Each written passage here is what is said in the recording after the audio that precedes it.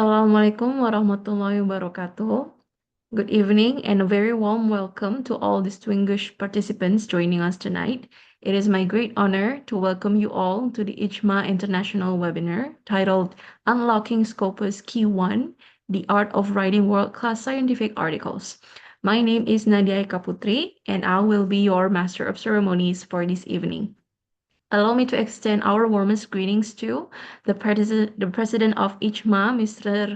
Raffles Ginting, SAMAK, our distinguished speaker this evening, Dr. Shaista Wasius Zaman, BSc, MSc, the program leader of accounting program area in UTB, University Technology Brunei, our moderator, Dr. Masina SLMSE, CSRS CSP, and all our valued participants, members of IJMA, lecturers, researchers, and scholars who have taken the time to join us tonight. We are truly delighted to have you here. To open this event with a spirit of national pride, we shall now stand and sit straight or in the spirit of respect and listen to our national anthem, Indonesia Raya. Please rise and give your respectful attention.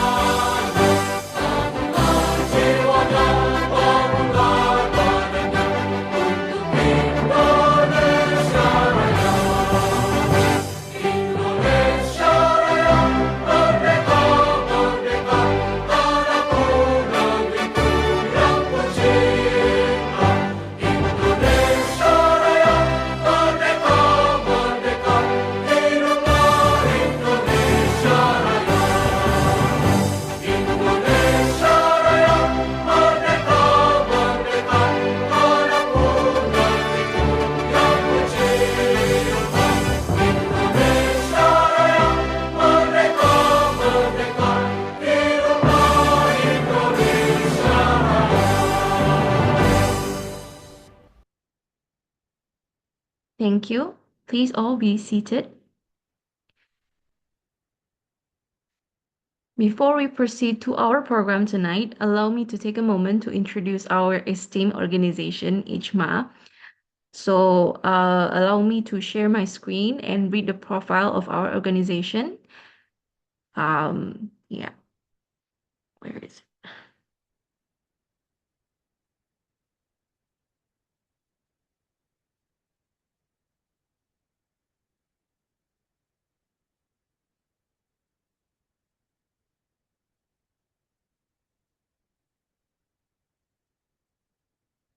Okay. I hope my screen is visible right now. Okay. Oke, Bu Nadia. Yeah, thank you, Dr. Masina. Okay, so our organization, IJMA, stands for Ikatan Cendekiawan Muda Akuntansi, or in English, it means the Association of Young Accounting Scholars. And this is our tagline, Unite, Synergize, and Collaborate. And the president of our organization is Mr. Raffles Ginting, SLMAK. He started taking this position back in 2024, and he will remain our leader until the 2027. The Indonesian Young Accounting Scholars Association serves as a collaborative forum for young accounting scholars to grow, network, and contribute to the development of accounting science and practices that are ethical and relevant to the times. Since its inception, IJMA has been committed to being an intellectual space that encourages critical discussion, academic capacity building, and cross-institutional synergy. The various academic and professional activities organized by IJMA reflect its ongoing efforts to build an adaptive and impactful scientific ecosystem. The momentum of IJMA's anniversary also serves as an offline meeting space that strengthens togetherness, reflection, and the organization's strategic direction for the future. I invite all members and stakeholders to continue to take an active role, strengthen collaboration, and make IJMA a shared home for generating ideas, works, and real contributions to the advancement of accounting and national development. So this is the remarks from our president in the beginning of this profile. Oh, sorry. Okay, so this is the timeline on when and how IJMA was established. So we started in 2018 with the creation of a WhatsApp group for young accounting lecturers all over Indonesia. And 3 years later, this group of lecturers signed a notarial deed, and that was the day when IJMA was born, specifically at Tanjung Pura University in Pontianak, Kalimantan Barat, Indonesia. And the following years, we always celebrate our anniversaries in different locations. The first anniversary was in Jakarta at Pancasila University, and the second one in Tangerang at Binus University. The third one in Yogyakarta at UPN Veteran. And the previous one, the latest one, the fourth anniversary, was in Surabaya at Dharma Candika Catholic University. And this is our vision, which is to become an organization capable of producing a generation of young lecturers who are professional and competent in the field of accounting, able to develop the latest ideas and innovations in implementing the Tridharma Perguruan Tinggi, or we know it as the three pillars of higher education, and capable of producing outstanding individuals who will become the next generation of leaders in developing and advancing the Indonesian nation. With that, we also have 8 missions to achieve that. The first one is equipping accounting lecturers with professional training in carrying out the three dharma of higher education with faith and devotion to God Almighty. Equipping the younger generation of accounting lecturers with the ability to conduct excellent and up-to-date research. Providing a platform for young accounting lecturers to participate in the Three Dharma Perguruan Tinggi activities, including journal publishing, book writing, etc. The fourth one is organizing training and human resource empowerment to improve the capabilities of accounting lecturers. The fifth one, establishing partnerships with various institutions and companies, both national and international, to equip lecturers with capabilities and conduct research collaborations. Sixth one, equipping accounting lecturers to be able to develop their careers. Seven one, organizing community service activities as a forum for contributing knowledge to the community. And the last one is providing a platform for nurturing talented individuals as the nation's future generation. So here are the documentations of our activities. We have offline visitation to different universities, focusing on different activities as well. And here are some activities during our anniversary as well. When we all meet in one place, yeah, all the lecturers all across from Indonesia meet at one place. And we also have several programs, classes for any groups of audiences like students, lecturers, even researchers, and is something like general lectures, mentoring programs. And we also have some international sessions too, international webinars. We have invited so many distinguished speakers very well experienced, distinguished speakers so far. And we also have programs in developing a career in teaching for lecturers, specifically for members of ICHMA. And we also have webinars focusing on research or publication, and for scholarship assistance for lecturers who are aiming for postgraduate studies or doctorate studies. And we also have competency development training for the members of ICHMA as well, and for the other audience are also welcome to join, of course. And we also have this kind of webinars focusing on a certain topic of accounting. And we have many other activities that we cannot put in this slide, of course, because there are too many. Yeah. And then we also have book writing collaboration, and these are the publications that we have made so far related to investment accounting and stock exchange, modern accounting, etc., etc. Yeah, we also have some journals that we handle. The first one is Jurnal Akuntansi Publik Nusantara, or we call it Jurnalinus. It publishes articles on public sector accounting research in various research topics, including government policy accounting, government tax accounting, government accounting audits, budgeting, and other topics. And we also have this journal Trial Balance, or Jutrians, yeah, we call it.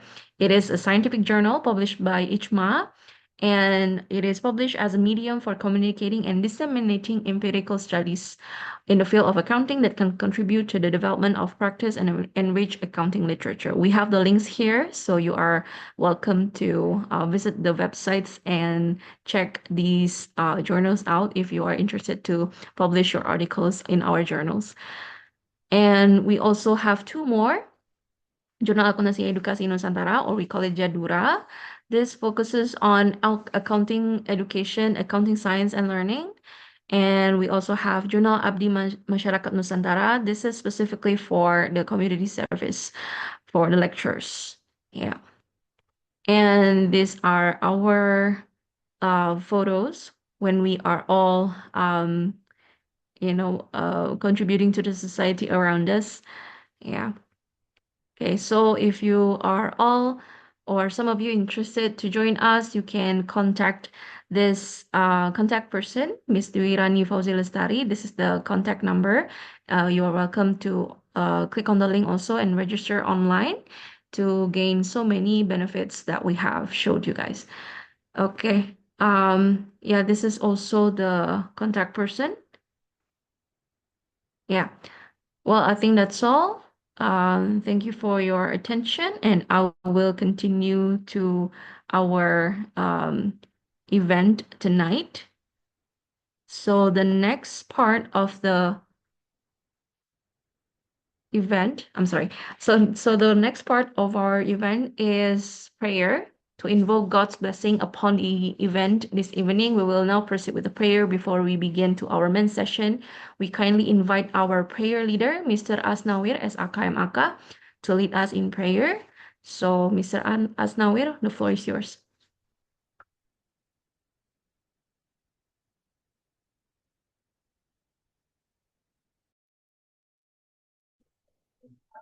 Thank you.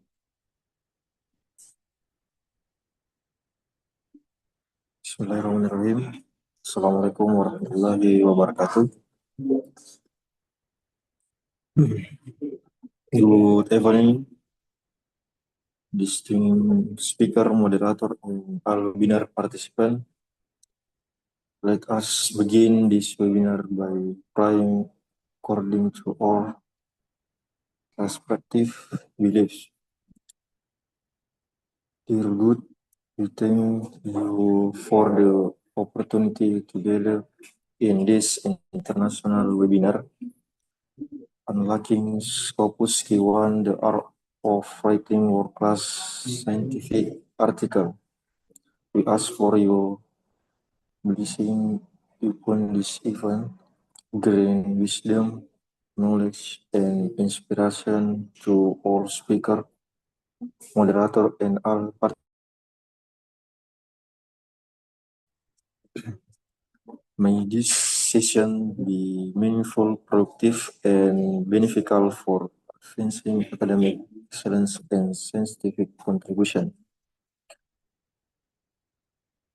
Guide you through the discussions, strengthen our spirit of learning and collaboration, and help us apply the knowledge we gain for the betterment of society. We pray for a smooth and successful event from beginning to end. Amen. Thank you, and I wish everyone a grateful and inspiring webinar. Assalamualaikum warahmatullahi wabarakatuh. Waalaikumsalam warahmatullahi wabarakatuh. Thank you, Mr. Asnawir, for that heartfelt prayer. May God bless us for gathering tonight and guide us toward knowledge that is beneficial. So, ladies and gentlemen, we will now take a moment for documentation. Our operator, Mr. Imade Widihartawan, will capture a screenshot for our official records. So, if you are comfortable, please ensure your camera is active, your camera is on. Mr. Widi, the floor is yours. You may lead the documentation session.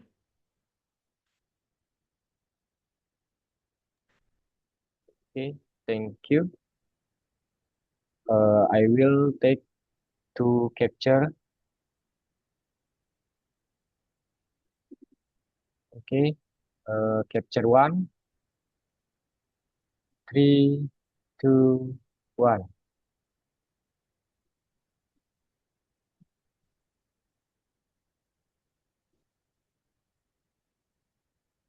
And then capture 2, 3, 2, 1.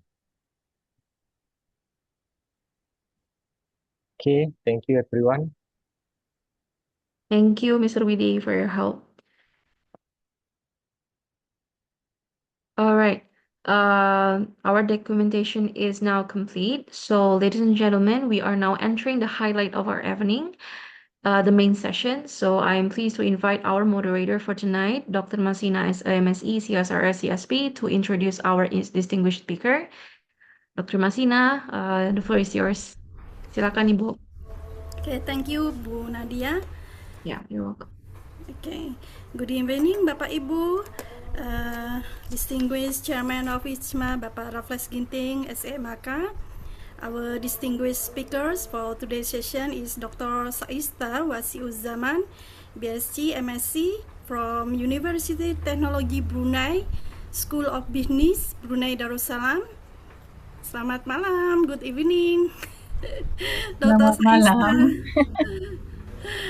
Okay, and we have here also on the participant, we see that Dr. Evizal, our mentor for the research. Good evening, Doctor. Assalamualaikum. Okay, our respected colleagues and esteemed participants, it is my great honor to welcome you all to today's international webinar with entitled Unlocking Scopus Q1, the Art of Writing World-Class Scientific Articles.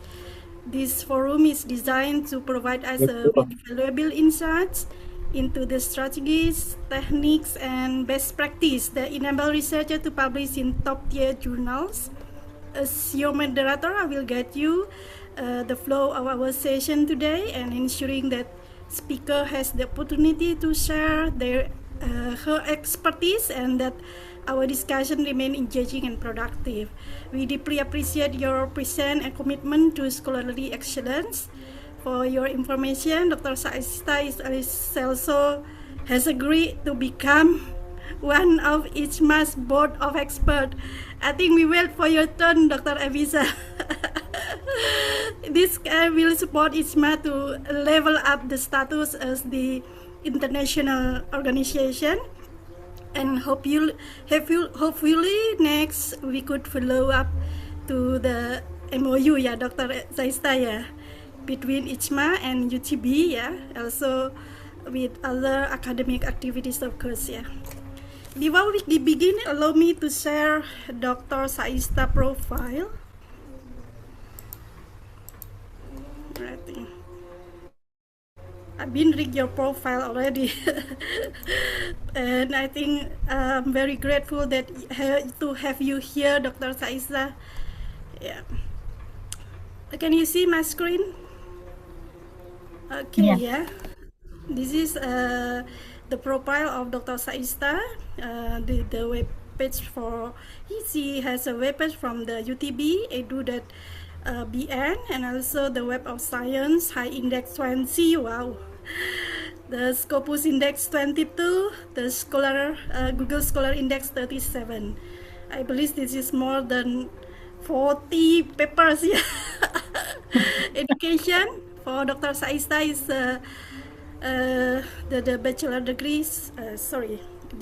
December 2006 to 2012. She takes a PhD from Multimedia University Cyberjaya Malaysia, and she also graduated from the University of Warwick, Coventry, UK, United Kingdom, for her Master of Science in Financial Mathematics, and also her bachelor degree in Brunei Darussalam, yeah, Bachelor of Honors of Science in Mathematics. So working experience, she currently starting 2018 to present.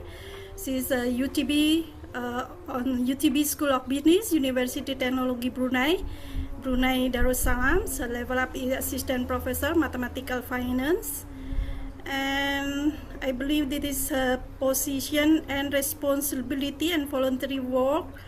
She's also as a program leader or KPS ya di sini, accounting program area University Technology Brunei UTB from Brunei, start from July 2025 until now June 2026, and also there are many awards also and achievements.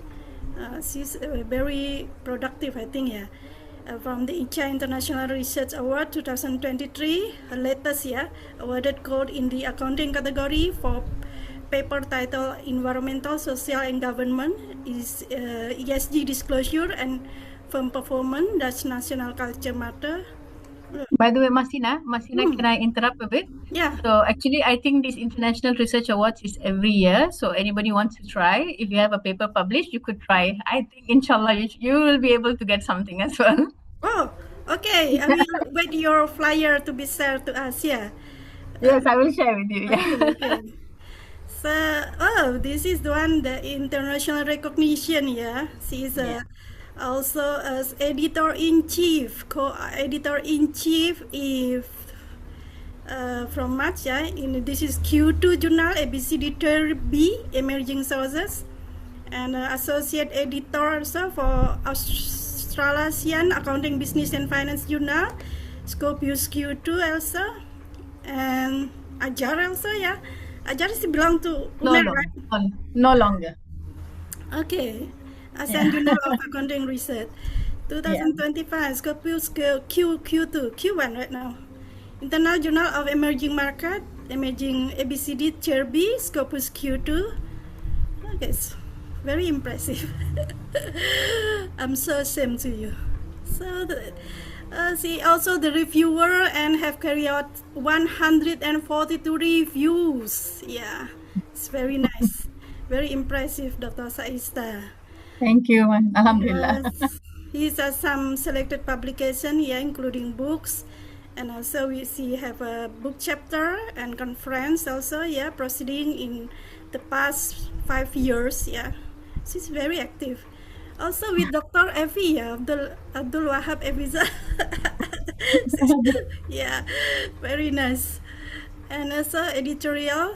She has editorial also, Keraza and Wazir Zaman, a strong sense of commitment and legacy, an eye to the future, Journal of Public Affairs, Celeste Free Journal publication, Scopus Q1, base level. Wow, there's so many excellent paper that you have already contribute, yeah. National initiative, this kind of a member of working committee, subject matter expert for the Brunei Darussalam Financial Literacy Competency and Framework for School and Children Adult, and initiative under the Curriculum Development, Ministry of Education, Brunei Darussalam. Consultancy, she has a central project from bank project, yeah.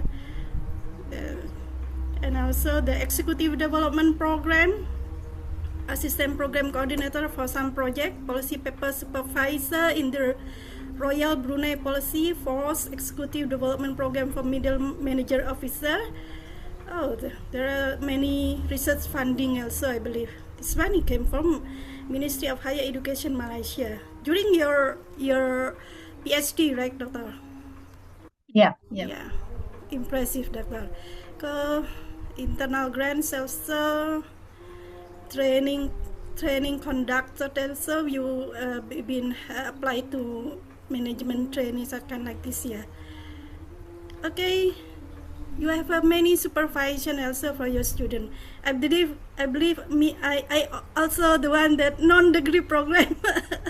I'm still processing your paper now. Thank you, Dr. Saista. I think without further delay, let us begin by inviting our first speaker to deliver the presentation. Dr. Saista, time is yours.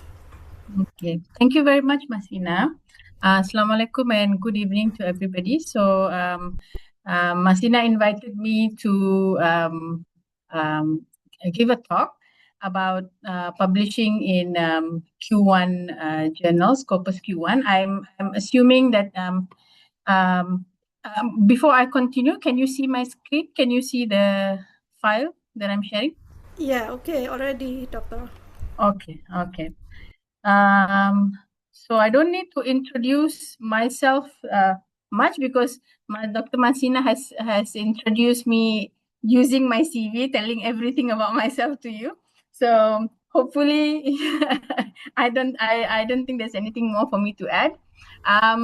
So I'm sure, I think this is what many researchers want to do, especially I think in Indonesia. Is this something that that is like a requirement, Scopus journal publications? Is that one of the requirements that the university is asking for?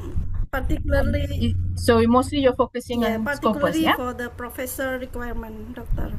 Okay. So that's why you asked me to talk about Scopus Q1. Okay. So as you know, as you can see from my profile, I have a number of papers that I have published in Scopus Q1 journals. But I have to be honest that, you know, when it comes to Scopus Q1, there are good Scopus Q1 journals. There are not very good Scopus Q1 journals as well. So you need to actually look into properly into the quality of the journals by looking at other metrics as well. Don't just focus on Scopus Q1. I mean, if you want to have good research, you want to improve your research over time, then don't just look at Scopus Q1, look at other metrics as well. But anyway, so today we're just going to look at, you know, how do you actually, what are the important things for you to have when you want to write good quality journals, yeah?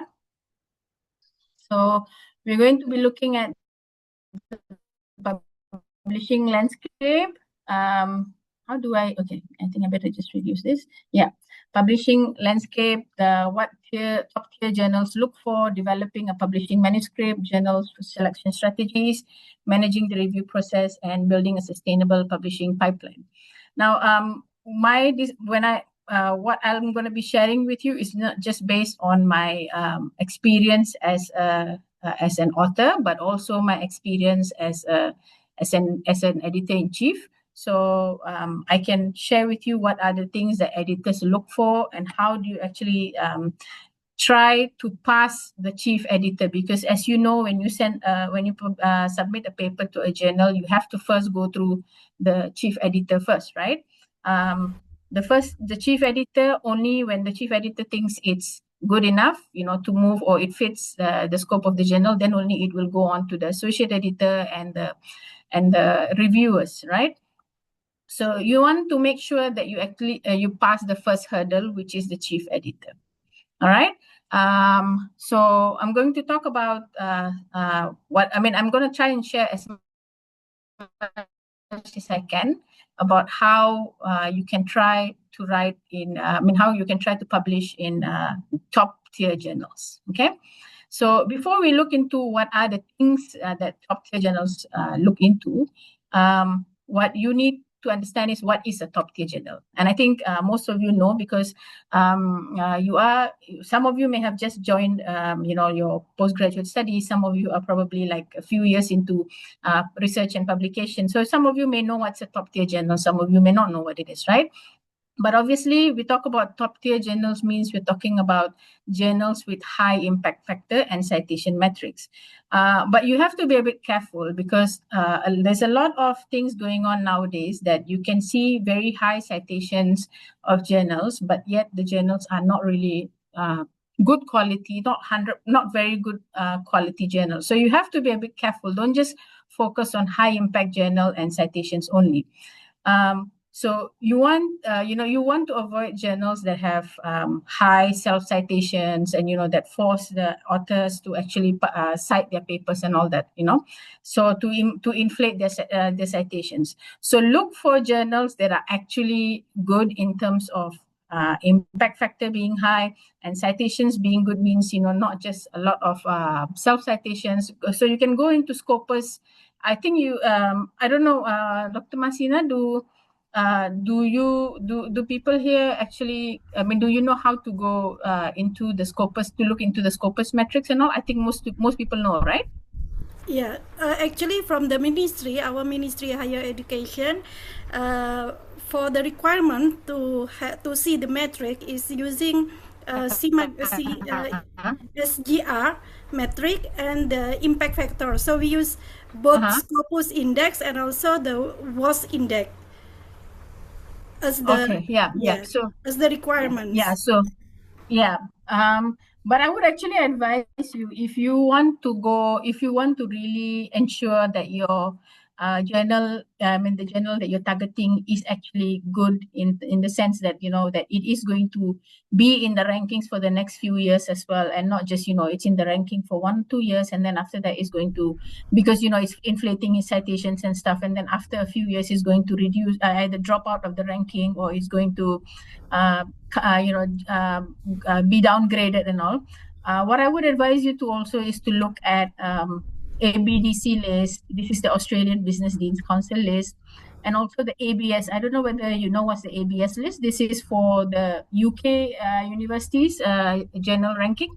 So what I usually do is I'll make sure that the papers that the journals I submit to are ranked in all of these indices, not just the Scopus. I don't just focus on Scopus. I look at Scopus, the Web of Science, ABDC, and ABS, and then I try to make sure that they're at least, for example, for ABDC, at least B, ABS around 1 or 2. ABS is a very difficult ranking.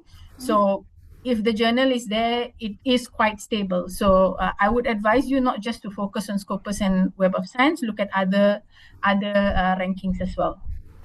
Right?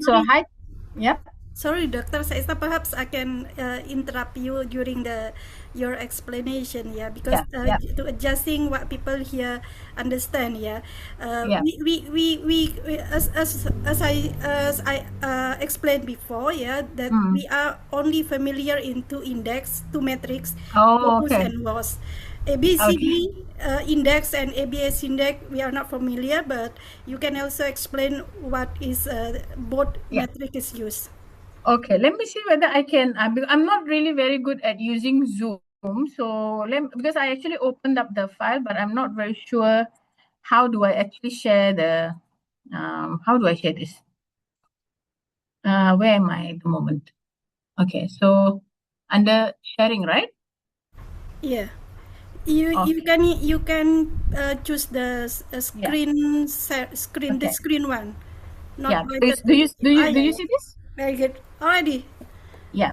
So this is the Australian Business Deans Council journal ranking. So you can see you have a ranking being done every 3 years. So So you have 2022. Now you have the latest one proposed. I don't know whether it have finally come up with the 2025 final ranking. I haven't checked it yet, but you can see from here you have ranking ABC, right? So A star, of course, is the highest, and then you have B, and then you have C, right? So as it goes down means the ranking is lower. So you would want the journals to be at least ranked in ABDC, and then you also have ABS. So I'm going to show you the ABS as well. Where is Okay, so you have the ABS or the AJG Academic Journal Guide for UK. This is the link list for UK. So you can see that different journals they're doing it based on field. So accounting review, this is a 4-star. Now 4-star journals are the best, the top journals in their field. And then you have 4, and then you have 3, and then 2. And you can also see the ranking has been changing as well. I mean, the ranking is like every 3 years as well. Sometimes it changes, sometimes it remains the same.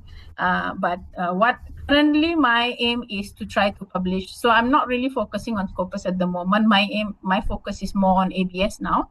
Is try to publish in ABS 3 and above journals, which is not easy. You can see the list of the journals is quite difficult. All right. But for starters, you can actually look into rank 2 and rank 1 journals.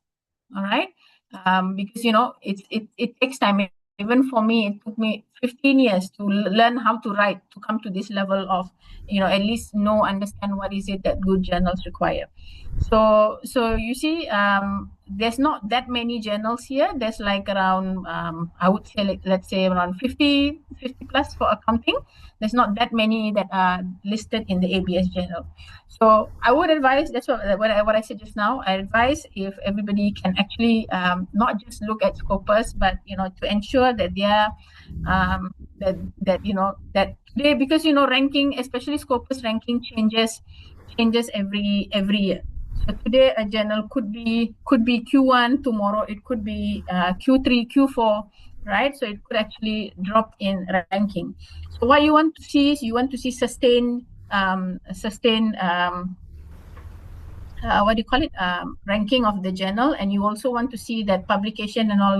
Look at the quality of the papers that's being shared, that's being published in the journal. Make sure that it has a rigorous peer review, and check out the editorial boards. Make sure the editorial boards members are people who are famous, who are known in their fields, and the quality of work is good, right? So because the thing is, one of the problems with rankings, especially when it comes to Scopus and Web of Science, is it's a yearly ranking.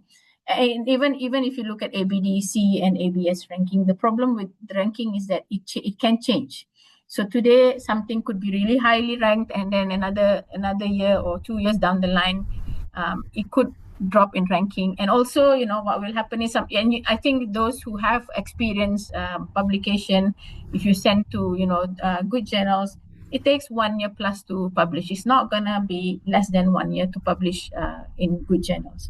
So you want to make sure that you don't lose out by the time the next year suddenly it drops in ranking, and you thought, okay, it was Scopus Q1, and now it's no longer Scopus Q1. Okay. Okay. Do you have any question, Dr. Masina? No, I think you may continue. Okay. All right.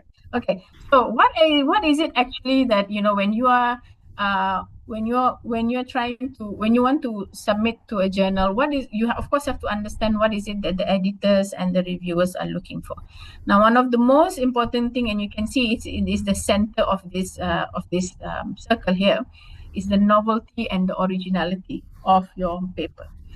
Now, sometimes I can see sometimes when people write, they think novelty is something that's not been done, and most of the time they look at it from the practical perspective as well. So a lot of people say, okay, doing a study on Malaysia, for example, or I'm doing a study on Indonesia. It's not been done before in other countries. I mean, this study has been done in other countries, but it's not been done in Indonesia or Malaysia, for example, right? But when we talk about originality and novelty, it has to be beyond geographical location. It has to be theoretical novelty and originality. So what is it, even if you talk about, for example, Indonesia, right? What is special about the Indonesian context that will add to the theory to accounting theory, or to the theory that you're looking at? I think, Masina, we have been looking at this, right, for our paper. When you say, Indonesia is a two-tier system, right? Yeah, correct. Yes. So you don't just say it's a two-tier system. Explain why it's important to talk about the two-tier system. How does it contribute to general knowledge? How does it contribute to the theory of the theory, right? So, for example, if you are looking at agency theory, okay. So in agency theory, you're talking about what do you call it? The principles, which is the principal and the agents, right? So the shareholders and the managers, isn't it? For example, right? Yeah. So how would the two-tier system make a difference to this agency theory, or how will it contribute to the agency theory? So don't just say that, okay, my focus is very novel and that's it, and then you don't explain how it's going to contribute to theory. So you must remember, because you're publishing in an international journal, right? You're not publishing in an Indonesian journal or a Malaysian journal. You're publishing in an international journal. International journal means there are people from other countries. How would they find your study to be useful? All right. So I think there are some people, I think, here from Brunei as well. Maybe my students, maybe one of two people from Brunei here as well. So, they are doing research on Brunei, right? So how do you actually show that, people will say Brunei is a small country. Why am I interested to know? Why would I be interested to know anything about Brunei, right? Why would I be interested in a research in Brunei? So find the special characteristics of the country that you're studying related to the topic that you're studying, right? How will your study make a difference, okay, to the what do you call it, the theory in general, to knowledge in general, not just to Indonesia or to Brunei or to Malaysia. It has to be overall, generally. Why would somebody who's not in Indonesia or Brunei or Malaysia be interested in your study? How can they use your study to continue with their own study? How can they expand on your study, right? So you want to make sure the originality and the novelty is not just in the geographical context, but mainly in the theoretical context. So that is why when you're able to do this, when you're able to show your originality and novelty, you would be also able to show your theoretical contribution, right? So I believe like the theoretical contribution will come if your originality and your novelty is good. Your theoretical contribution will definitely come automatically with that. All right. And then, of course, unfortunately, whether we like it or not, when it comes to accounting and finance, the journals, there are so many very good journals. They expect a lot of methodological rigor. All right, which means you don't just simply use one form of analysis and then you say, okay, this is the relationship I found. Okay, what you want is you need to show robustness. You need to show different forms of analysis, and you need to show that despite whatever type of analysis we do, how we change the measurement, whatever we do, our results still hold. If your results don't hold, why? All right. So for accounting, definitely accounting and finance, we have no choice. We have to show the rigor. Otherwise, chances of our paper being accepted will be quite low. But definitely, this is not the first point that most reviewers or editors will reject your paper for. Okay, so they will mainly reject based on your originality, novelty, and also your theoretical contribution. If they see this is good, they will pass it on. Then, of course, your reviewers will require you to improve your methodological rigor. So reviewers may not be satisfied with your methodological rigor, and then they may say, okay, you need to show more. You need to prove that your results are robust, no matter what the situation is going to be, whether you use a different measurement, whether you have this economic metrics problem like endogeneity or those kind of things. All right. So you need to you try to do that as well. Okay, so don't just do one form of analysis. Try to carry out a few different analyses to confirm that your results are consistent, no matter what the. Oh, sorry. No matter what the what do you call it? Hold on, just give me. Okay. Okay. Now another important thing, of course, that maybe I think most people already know is the relevance of your study to the scope of the journal. All right. Now this one is very clear. You read the aims and scope of the journal, you will see what the journal is looking for. But sometimes, and I've also done this before. I found a paper, like for example, in the Journal of Business Research, I found a paper on retirement readiness, right? Because my student was doing on retirement readiness. We used that paper as one of our main anchor paper in order for us to do our research as well. But the thing is that when we were going to publish, we submit to the journal, then it was rejected at the, it was desk rejected. So I wrote to the editor, obviously. I said, because they said it's not a good fit to the journal. So I wrote to the editor. I said, we're submitting now, you're saying it's not a good fit, but the paper we're referring to is coming from your journal in 2021. So which is very close, which is just like about 3-4 years ago, right? So the editor said, we have a change of editorial board. Yes, before we did accept this kind of papers, but now we are more focused. So you need to read the latest editorials from the editors, and then you need to see what is it that they're focusing on, and see whether it's relevant to your research scope or not. Okay. Definitely, as an editor, when I was an editor, I stepped down because being an editor is not an easy job. It's a very, very tiring job. So I stepped down from that. But definitely the first thing that we used to look at is if the first reason why we would reject before we even go into novelty and originality is your scope. Whether it fits the journal scope or not. If it's very far, we'll be like, why do I need to go further and read the introduction and theoretical contribution and all that? So we just reject it on the spot. Okay. And Okay. finally, obviously, this is very important, your academic writing and clarity. It has to be very strong. Now, there's a lot of AI now, a lot of people using AI to do the writing. Although it's nice to use AI to do writing, there's a lot of mistakes, right? So you need to use AI properly if you're going to be using. I would advise you not to use too much. If you can, use your brains more rather than AI. Right, use your own intelligence, but it does help in improving your writing. Like even my writing is not fantastic because of AI. My writing has improved, right? But your ideas and all must still come from you. Your discussion must be very clear. Your your discussion from one point to the next point, the flow of the argument must be very clear and must be very strong. You cannot have like one paragraph you're talking about something else, and suddenly in another paragraph you're talking about another thing. So the flow of discussion and argument must be very clear. All right. So it is so these in my opinion, these would be the 5 important things that you should focus on when you want to try to publish in a good journal. But the main thing is, please ensure your contribution and the originality of your research. Okay. Okay, Dr. Saista. Yeah. Okay.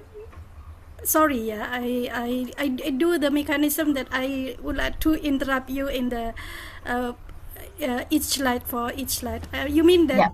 You mean that to avoid this rejection, we Yeah. have to have originality and novelty. So, Yes. Can you explain what is the difference between those two? Yeah, how do we differentiate that this kind of our finding is have originality, our model is have novelty, something like that?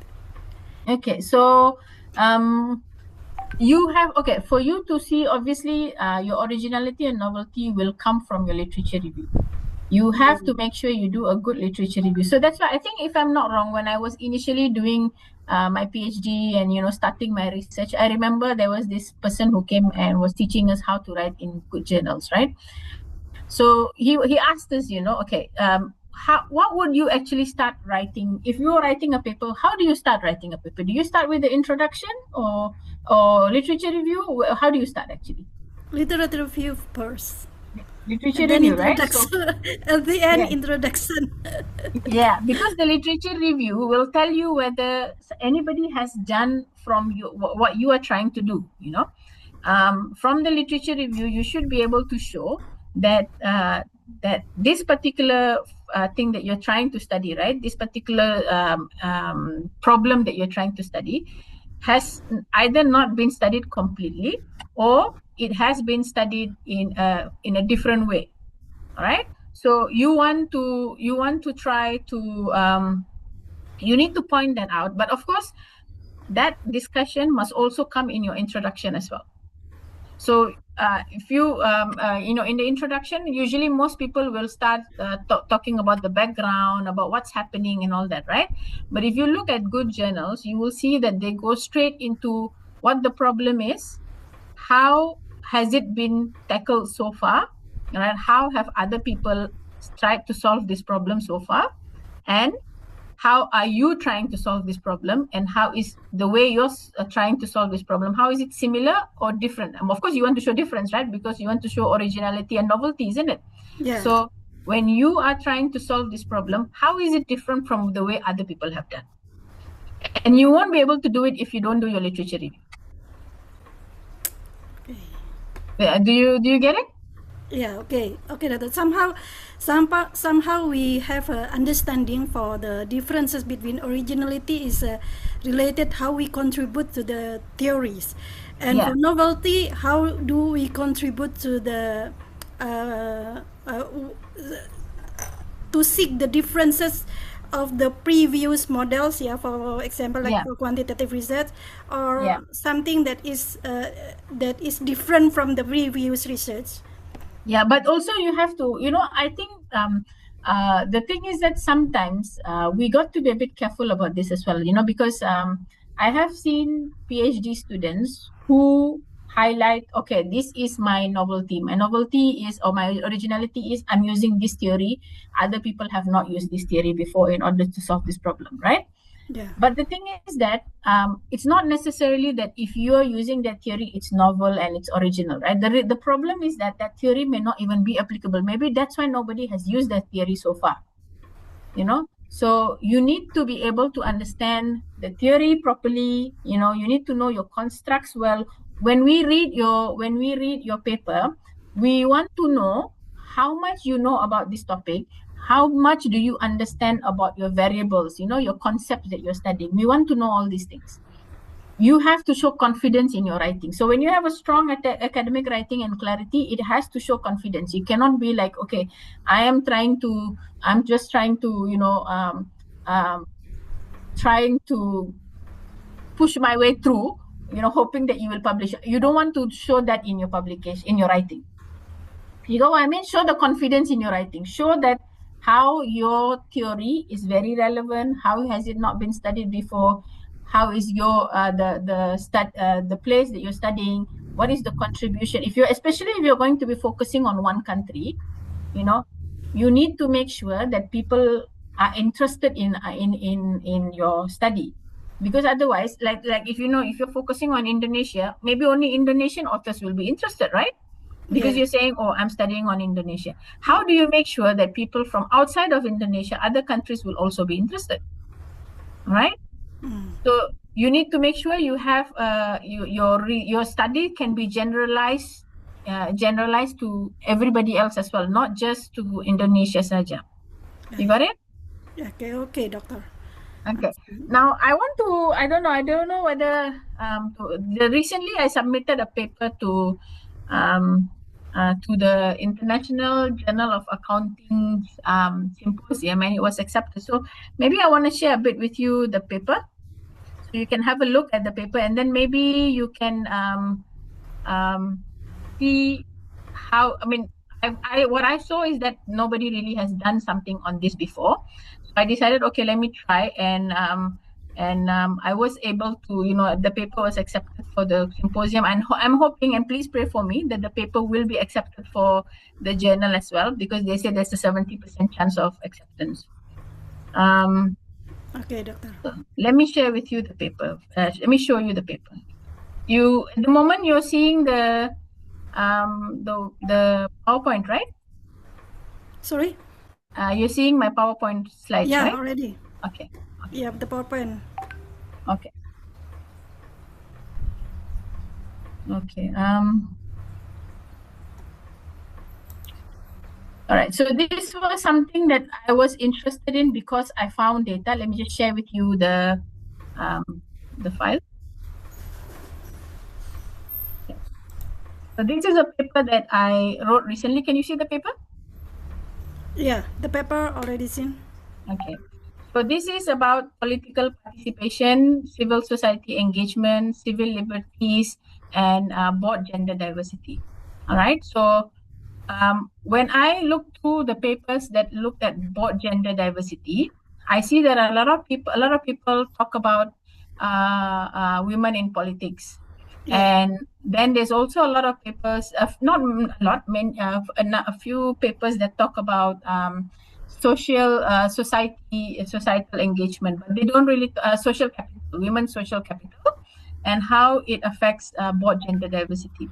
Now, I came across this one, the data for this one, when for political participation and for civil society engagement, civil liberties, and all that. These are democracy variables, yeah.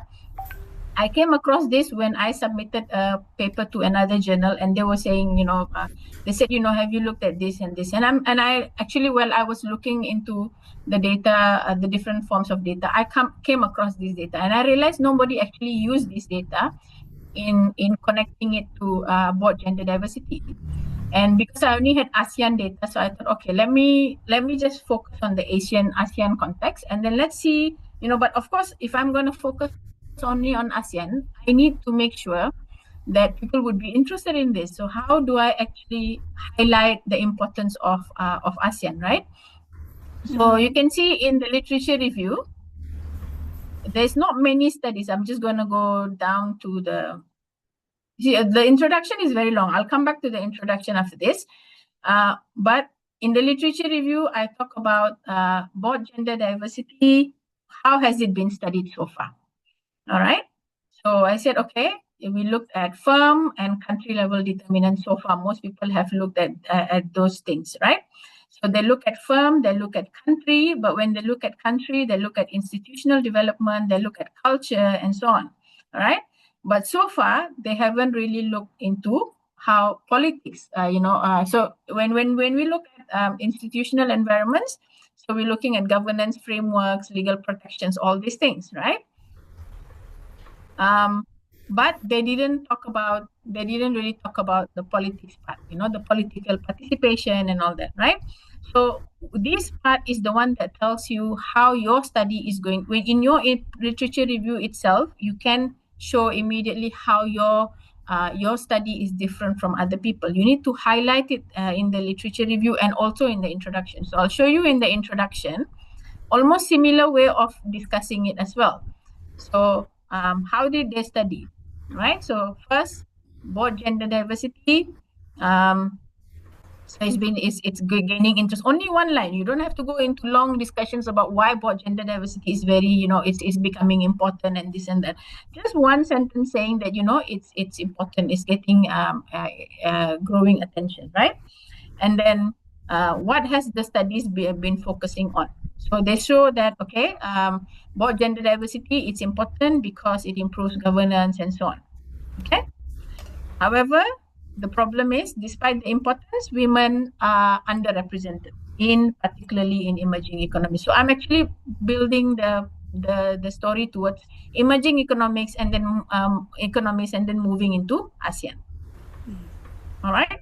So you see, I haven't started about ASEAN at all. I only use ASEAN later on as the context. I don't use it as my originality and my novelty. I don't use ASEAN as the originality. I try to show the novelty to my study. Okay. So global context in one paragraph. One Yes, sentence. you want the global context. Try the global context. Okay. Ini baru the effect. Lepas tu I go into, okay, then because why am I talking about the effect? Macam it's not important, right? So why am I talking about the effect? Because I say, although it's important, although it is advantageous, it has the benefits, the problem is that unfortunately you see in the real world, women remain unrepresented, right? Yeah. Yeah. So now you say, kenapa? Why are they unrepresented? Why underrepresented? Then you talk about what are the reasons. We talk about the firm, industry, country level factors. So we talk about the different things that people have studied, right? Okay. See, then the theory also comes in here. We discuss. I mean, I don't think we'll have time to go through my whole paper, So I think what I'm trying to point out to you is that right from the beginning, you try to explain the difference. You see, so I say here, so we therefore shift the focus from overall, and we look into we separate political participation into politics and social capital. Social, what do you call it? Civil society participation. Society. All right. Now, if you see all the way di bawah, at the bottom, only then I speak about ASEAN. You see, we only speak about ASEAN later on, Southeast Asia. That is not my main. It should not be my main focus that I want to study on ASEAN. That's not my novelty. That's not my originality. My novelty and originality is my topic. You got it? Yeah. Okay. I'm discussing too long on this actually. So let's move on to the next one. Yeah, do you mean that you stressing the global context to emphasize what is your Yes. novelty is not in Yes. country level or ASEAN level, right? Yes, And the because global acceptance. yeah. And so even if you do country level, I remember, I remember Pacific Accounting Review, they were saying they're interested in studies on Indonesia, kan? Yeah, yeah. Yeah. So the reason is because they know the characteristics of Indonesian context. It's special. It's different. So you highlight that one. You highlight kenapa is different. How it is going to contribute to generally to everybody to the theory and all that. Okay. Okay. Okay, Dr. Saista. Okay. Move on to the next one. Kalau tak, will be here for until 10 o'clock nih. Yeah. All right. So how do you develop? Of course, you have to start with a strong research question. All right. I think this again. This is related to your originality and your novelty and the contribution. So you start with a good research question, because this research question you need to highlight how it is different, how it's original, what are the contributions. And usually what I've noticed, most journals, most papers, good papers, they will highlight, or maybe it's a way to do things now. I'm not so sure why they do it, but I see that most people will show 3 ways their paper contributes. What are the contributions, the 3 different contributions of their paper? I seem to see it quite a lot in papers. I don't know if it's a technique that people are using, or is it really necessary, but they try to show how their study is, what's the significance of their study in 3 different ways. All right. What's the contribution of their study? All right. So start with your strong research question, then you frame your study within the current literature, define your theoretical contribution. All right. So this is related to what I've mentioned just now. All right. If you have novelty, you will have a strong research question. It will be around, it has to be within your current literature. All right. Ensure the methodological soundness, and then present clear and actionable findings. Okay. Okay. So I think abstract usually for me is the last thing I do. Is that what you do as well?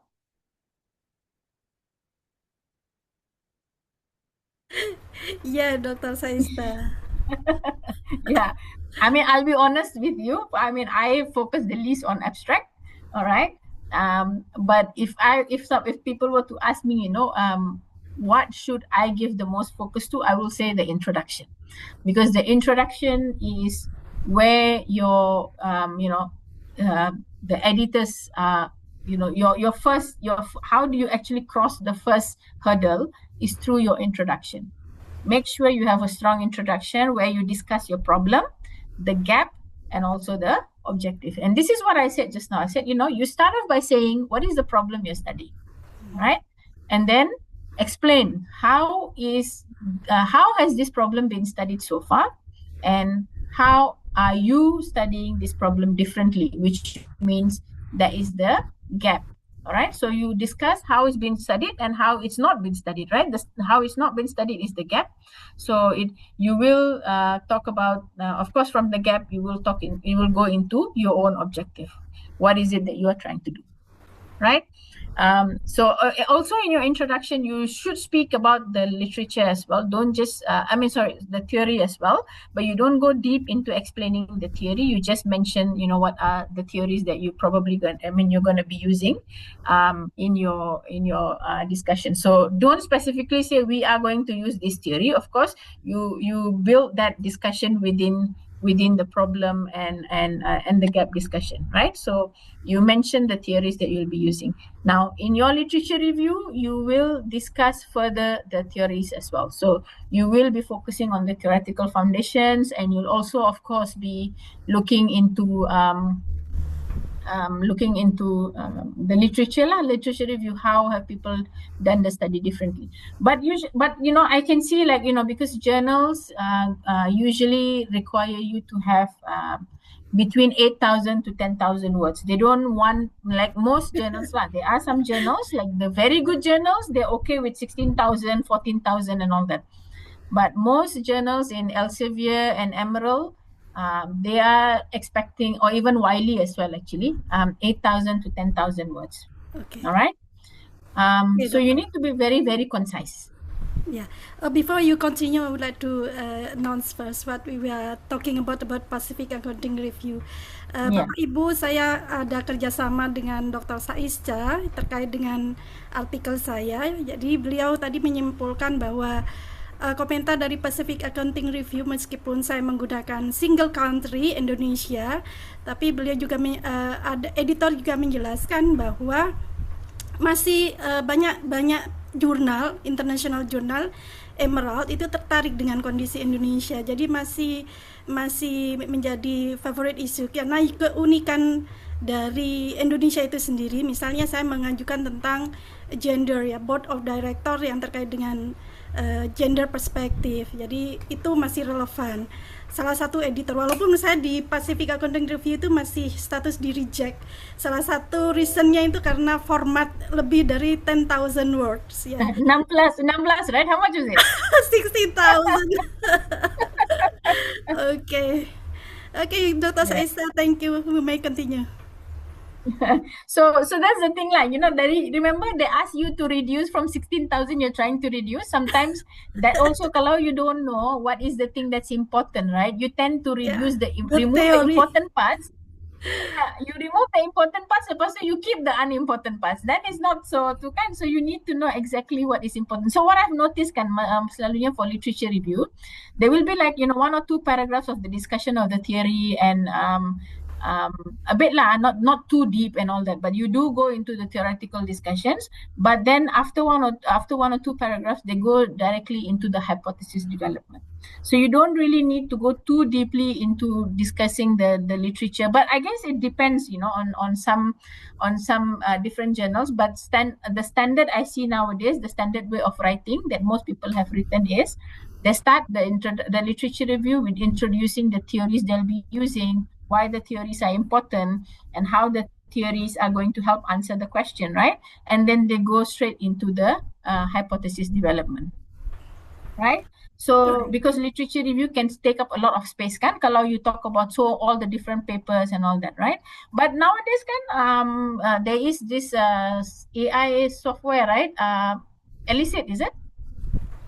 Elicit? Yeah. I haven't tried it. I mean, you might want to try it. So Elicit does help with literature review. But I feel like, I don't know whether whether you agree or not, pakai AI ni bagus. It's just that the problem is we don't tend to use our own intelligence as well sometimes. Yeah. So One of the recommendation from Dr. Saista is I'm using two theories, two grand theories. First is UET, yeah, upper echelon theory, and the second one is media agenda city theory.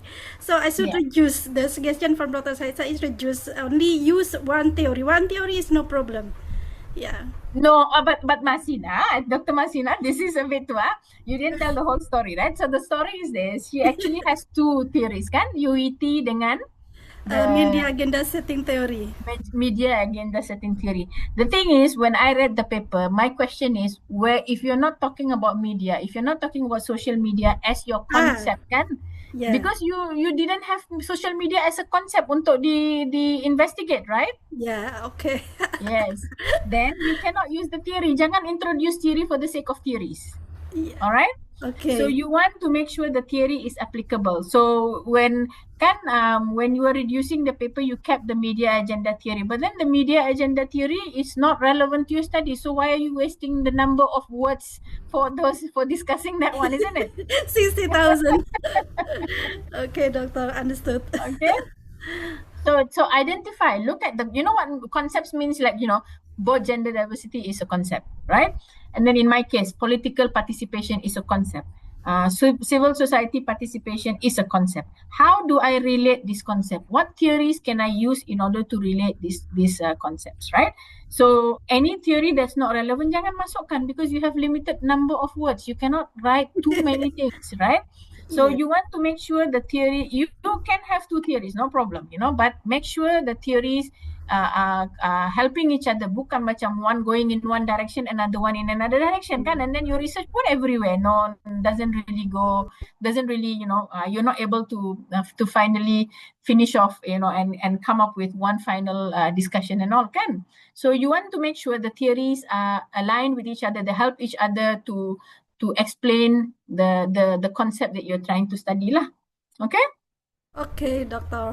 Thank you. So I think even in our discussion, kan, I keep on emphasizing pasal theory, pasal introduction, literature if you can.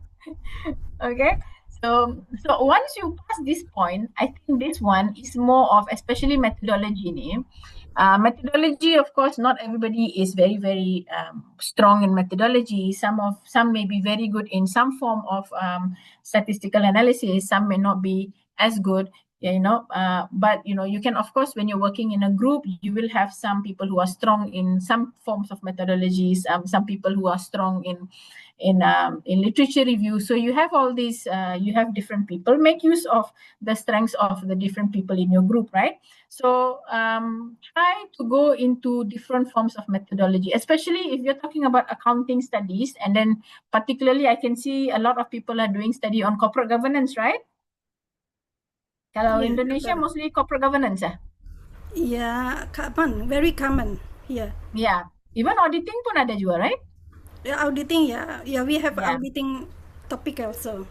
Yeah, so there's a lot of issues of endogeneity, and then there's so many different statistical techniques being used. So you need to see what are the latest statistical techniques that are being used, right?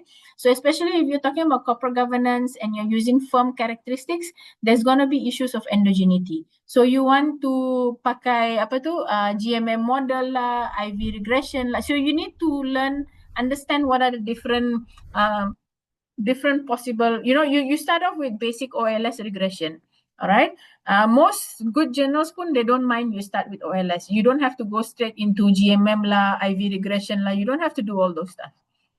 You can start with basic OLS regression, right?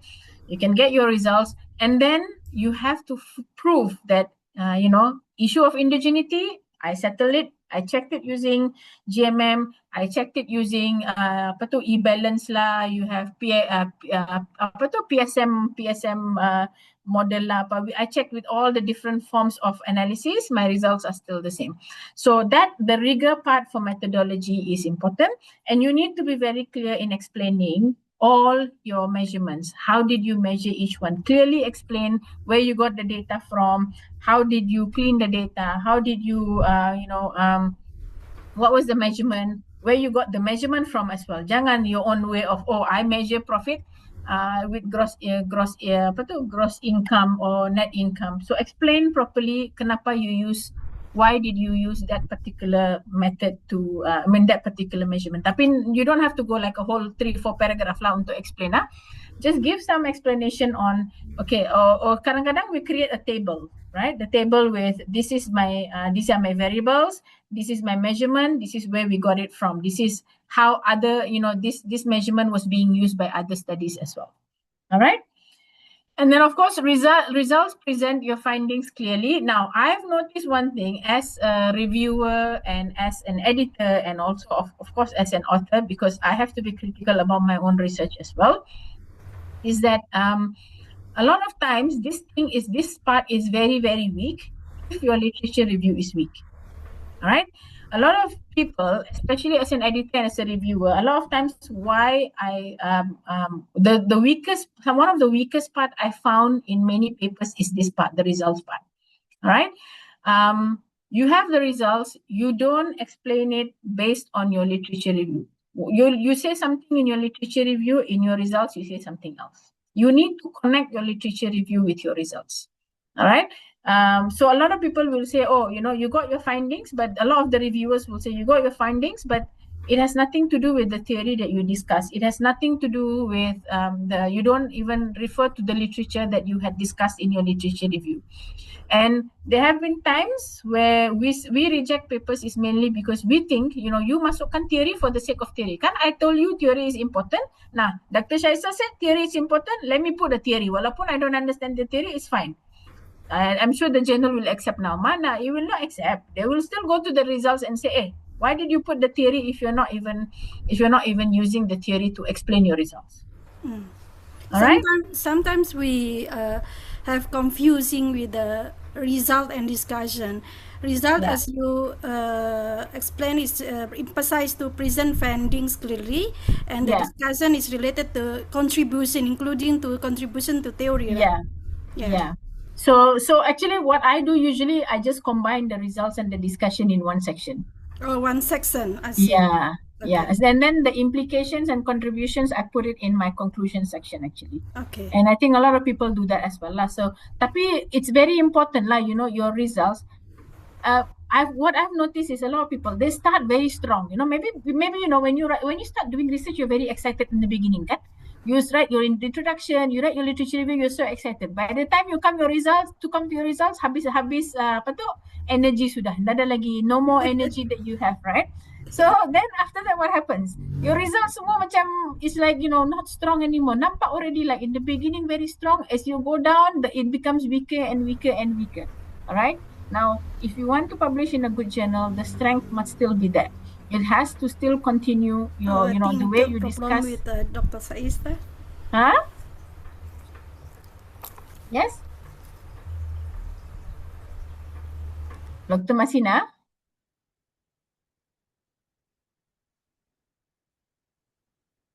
Okay, anyway, so I'll continue. I think Dr. Masina suddenly went away. All right. Okay, so how do you actually select your journal? Okay, of course, I said look, make sure you check the aims and scope of the journal. All right, check whether it aligns with your topic or not. All right, review what are the current issues and the topics that they're working on. Now you can also look for special issues and see whether it fits with what you're trying to do. All right. And I have told you before as well, like in my case as well, when it comes to one paper on retirement readiness, we referred to Journal of Business Research. Tapi we found out that they don't publish this kind of papers anymore. So we assumed that it was published 4 or 5 years ago, so it should still be aligned with the scope. It should still be of interest with the journal, but journals, topics change over time, and then it changes quite quickly, right? So it is you need to look at the most recent issues and see what is it that they are focusing on. Now, of course, you also try to make sure that there are papers related to what you're studying. This is not to tell you that you do citations of the journal you just try to make the journal happy by citing their papers, right? When you're doing research, you're continuing somebody's story, right? You are adding on to somebody else's story. So you want to tell the journal that your story is connected to the story that's been told so far in their journal as well. So you should be citing some papers from that journal as well. Kalau you don't have at all, right? How do you justify that paper is actually relevant? How do you justify that the issue you're studying is relevant to the journal? Okay. All right. So, and of course, aim high, but be realistic as well. I know when we write papers, I also have this problem as well. When I write papers, I think I'm writing a fantastic paper. All right. I think, nobody has done something like this, and, it is definitely going to be accepted in Q1 the moment I send to a journal. Of course, when I send to the journal, when they reject, barulah I realize, oh no, it's not as fantastic as I thought. All right. But but my way of doing things is I think, when I finished my PhD first, I was not brave enough to go for Q1, Q2 because I didn't think I was at that level yet. I started with Q4 and then I went for Q3, and then slowly I learned by sending to journals and then getting their reviews. I learned what is expected from papers and all that. Yeah. Right? What is it that good journals are expecting? And slowly I built from Q4, Q3, Q2, Q1, and now go to ABDC and then go to ABS. So I'm only doing it over a long time, right? But I even previously I used to at least aim for Q1, okay, and then send to them and then see what they say. Because there's always sometimes this luck as well that we can try and say. But don't janganlah spam journals sampai they are so fed up of your papers. All right? All right, Doctor. Okay. What happened to you, Masina? I kick out. Okay, got kicked out. Okay. Yeah, I think we might have a question, Doctor, from the chat. Yeah, before we continue. Yeah, there seems to be quite a few questions, Yeah, absolutely. Okay. From the previous slide, I believe. I think what Previous is slide? Yeah, from the methodology you mentioned Yeah. about detailed and replicable. What does mean of replicable? Replicable means so if let's say previous slide, right? Okay. Methodology. So This one. so that's why you have to clearly explain macam mana where the measurement, right? So for example, you have to explain properly how did you measure profitability. Profitability is ROA, for example. How did you measure ROA? So ROA is equals to net what ROA is what return on assets, right? Net income over total assets, right? Okay. Yeah. Okay, so you need to clearly explain, and then where you got the data from, which year to which year, which companies did you remove, and why did you remove? So that detail must be there. Supaya if I want to do exactly the same as your research and I can use exactly your data, I should be able to get the similar results as yours. So replicable means I can follow exactly your steps, right? And I can actually I can create a data set similar to yours. Yeah. And nowadays, actually, even there was one journal, I don't know whether Elsevier and all have started doing it or not, tapi Wiley has started doing this. I was actually asked recently, I think last year, to give them my data because they want to check whether my data is honest data ke ataupun it's fake data and all that. So so they asked me, and then they said if there's any problem, then we will get back to you. So they actually want the data from me. They want to have, and it was coming from Wiley punya editorial office. So it is not even a very good journal. It's an okay journal. It's a Q2, I think, managerial and decision economics. So they asked me for the data. They want to see whether the data is honest and original data or not, or am I just because there's a lot of problems going on nowadays, right? So they wanted to make sure. So the thing is that if let's say you wanted to do my research on political participation and all that, right? And you want to do it, let's say, for Indonesia. You want to know how did I actually do my calculation? What data did I use? and why did I use a particular data? You have to be very clear pasal tu lah. You have to be very clear about that so that somebody else can take exactly the same steps as you did in order to get the data as well. And also the analysis lah. What analysis did you carry out? Did you use fixed effects? You know, dalam OLS, right? Did you use clustered error, clustered standard errors? So you need to clearly explain which OLS technique you use, or which regression technique you use. Did you use OLS ke? Did you use GLS ke? Did you use apa? What did you use? And then did you use fixed effects? Kalau fixed effects, which one? Firm level ke, industry level ke, country level ke, ataupun semua? What did you do? Right, so you need to clearly mention this lah, so that it's replicable, means orang lain also can do the way that you have done. They can follow your steps and they can build the data, they can do the methodology. Of course, I'm not going to teach them how to do the analysis. I'm just going to tell them what method I used. Okay? Okay, I think we are commonly have a perspective that the data is not important ya. Jadi Bapak Ibu, data itu juga penting ya. Berikut seperti yang dijelaskan oleh Dr. Saista. Jadi kita misalnya preparing data audit, komite audit ya, komite audit gender. Nama dari komite audit kita tentukan laki-laki dan itu harus ada di dalam data set Excel kita. Correct ya dokter ya. Jadi Q1, Q2 index itu rata-rata kalau dia ingin konfirmasi terkait dengan kejujuran dalam kita membuat dataset ya. Jadi kita perlu menyiapkan diri untuk bersikap jujur ya dari data yang kita sediakan juga. I also prepare that when I submitting to Q1 journal ya for the data. In case ya editor want to confirm the data set that we apply ya, Dr. Saista. I think very good. Yeah, like you said tadi kan, macam kalau audit, right? You know, how do you decide whether it's male or female? Kan you look at your tu kan. So you have to clearly explain macam mana you decided this is a male. You know, is it because you have the binti ke, you have this ke? You know how like in Malaysia kan you have Chinese people as well in the board, right? Yeah. So how do you decide whether it's a Chinese or whether it's so you have to clearly explain macam mana, so that if somebody macam if you wanted to do a research on Malaysia, then you'll know, okay, if I want to know what's the race or what's the gender of this, how do I actually look for this? Right?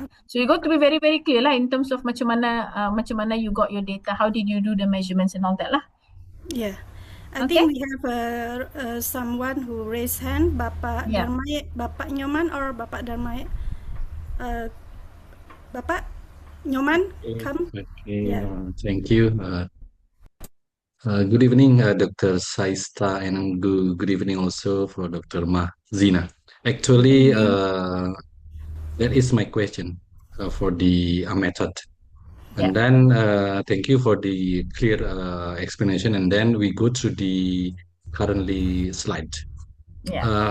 Based on my previous experience, I try to submit for the journal to try to reach for the highest one first.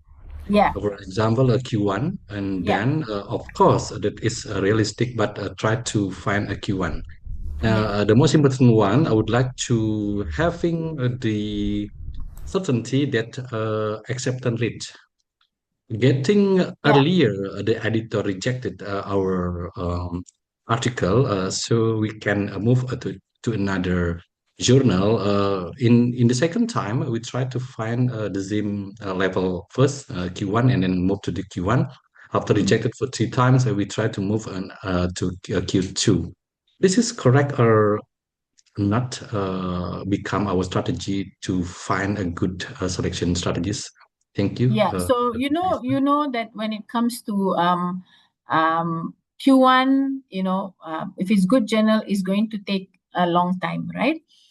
Yes, that's why I said this one I haven't got into it yet. You consider the review time as well. You know how long usually, and most journals are now mentioning how long their review time usually takes, what's the acceptance rate and all that. So even I'm not brave enough when I see the acceptance rate is 8%, 10%. Usually I'm not so, okay, maybe I may not be able to get in yet lah. All right. But I agree with you. I try Q1 first because I think, okay, I think I've got enough Q1 publications. I'm a bit more confident to publish in Q1. I think you have groups of people. When you work in groups, then you have some people who have this experience of publishing in Q1. So you want in your group somebody who has some experience in publications and all that, who can advise you on how to write a good paper so that you can try Q1. I don't know whether 3 times is the max you can go for. You can continue Q1, you can continue trying Q1. Tapi please, if they just reject and if they explain to you what is wrong with your paper, try to improve your paper first. All right, before you send to the next Q1 or the next Q2. I think I have tried sometimes, like I have tried like 8-10 different Q1 journals. It's very tiring because you know there's a high chance of rejection. Are you willing to wait that long to continue sending to Q1 and getting rejected and then only go to Q2? So depends on how much time you're willing to wait, depends on how much changes you're willing to make to your paper. That's also quite important for you to look at lah. And of course, check the acceptance rate and the audience as well. So what's the acceptance rate of the journal? Some Q1 journals may have high acceptance rates. Some of them are very, very strong. That's why if you look at ABS 4-star, acceptance rate is very, very low. All right. So what people can do if you're a new researcher is you want to go for Q1, look at ABS 1, ABDC, maybe C or B, you can try that. You can try to look at the journals, which journals are in ABS 1, for example, and then look into how they write their papers as well. Try to do a research on the way they write on the topics in that journal. What are the things that most authors are writing about, and then style of writing, macam mana, how do they write the papers, right? But a bit of research on the journal punya papers as well. Don't just submit macam tu saja. Try to read and see what are the interesting topics and what is the focus currently. It looks like what's the focus currently in that journal, right? And then read 1 or 2 papers and try to learn how to do the writing based on that journal. Okay.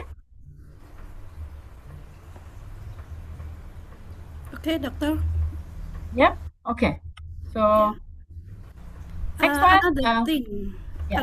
This one is good. Okay. Okay, yeah. You may continue. Apa? What's the other thing you don't want to ask? Yeah. Previously, you explained about GMM test, 2SLS, and IV, right? Yeah. Is it compulsory for us, mandatory for us? Either we have a kind of robustness test in the article if we want to pursue to Q1 or Q2 index? Most I've seen accounting and finance, it seems like it's a must. It's difficult for you to get through without those robustness tests, unless your paper is very, very novel in theoretical, macam it's something completely new and you're really contributing to, then maybe you don't really need to go into need to robustness and everything. But what I've seen so far, accounting and finance journal, robustness is very important. Yeah. Yeah. Even like one of the latest papers that I published with, it got accepted. I mean, it's with a professor from France. I mean, he's a Turkish guy. We got our paper published in International Review, or accepted so far in the International Review of Financial Analysis, which is also Q1. 17 tables in that paper. They keep on asking. Yes. That one, not 17 minus, of course, if you minus 1 is the data, the definition of the data and all. After that, it's all analysis. About 8 to 10 robustness analysis, because we did we did like 14, 15 initially, and then lepas tu the reviewer keep on asking for more and more robustness sampai it came to 17 different tables. So yeah, so guess what? Guess how many? What's the number of words of that paper? 16,000 sudah. Actually, the one that yeah, submitted to Gender Management and Pacific Accounting Review, 16 word is getting from the major revision that I had in Corporate Governance Journal. That's why I need to reduce the words number. So usually that's the thing. You start with 8,000, 10,000, 12,000, max 12,000. Don't go more than 12,000, but try between 8 to 10. Because it usually happens is when the reviewer may also ask you to do a lot more things, you see. Yeah. So, and the paper may even go to be above 12, 13,000, like the journal I mentioned, like my recent publication, Journal of Business Ethics, no limitation in the number of words. International Review of Financial Analysis, no limitation in the number of words. So when there's no limitation, they expect you to do as many robustness as possible. So they will ask, even the Journal of Business Ethics. My focus was on national governance, macam government effectiveness, regulatory quality. Kan that is they even ask we talk about formal governance. They want informal governance juga. They want pasal culture as well. So we need to add in juga. We need to show culture macam ni, Okay. Yeah. Okay, so you may continue to this slide. Okay. But this one is quite straightforward lah. I mean, avoiding desk rejection. Of course, if the journal has formatting and submission guidelines, follow it. Some journals are very particular. Some journals are not very particular about that. I think Elsevier doesn't really care, if I'm not wrong. Wiley pun is not as particular about the formatting guidelines, but some journals can be very, very strict about the number of words. So like the journal that I was in previously, the Journal of Public Affairs, I was the editor too. They said 8,000 words. If you go more than 8,000 words, they will send it back to you and say, no, you have to fix it to less than 8,000 words. All right, so you can avoid this one. But usually what I see nowadays, you don't get desk rejected from based on the number of words. Usually it's, but yeah, Masina's case adalah rejected based on the number of words. Yeah, I do have experience on that. But like my Journal of Public Affairs, usually the editorial assistant will send back and say, you need to reduce it. Then only we'll pass it on to the chief editor lah. All right. Yeah. Right. So I think you should write a good cover letter as well. What is your paper about? Explain in the cover letter what's your paper about. Why is it important? Right. But not all editors really require, although it is very helpful to have a cover letter lah. All right. This one I think we know now already. Novelty and contribution must very, very important. Okay. And then of course your citations and your structure must be proper lah. All right. So you need to show that you're making an effort lah. Janganlah you write cincai and you just write you don't write properly and then you just submit saja. So you want to show that you're serious about research, you're serious about publication. So make sure your fonts, your references, your citations are all properly done lah. Okay? Okay.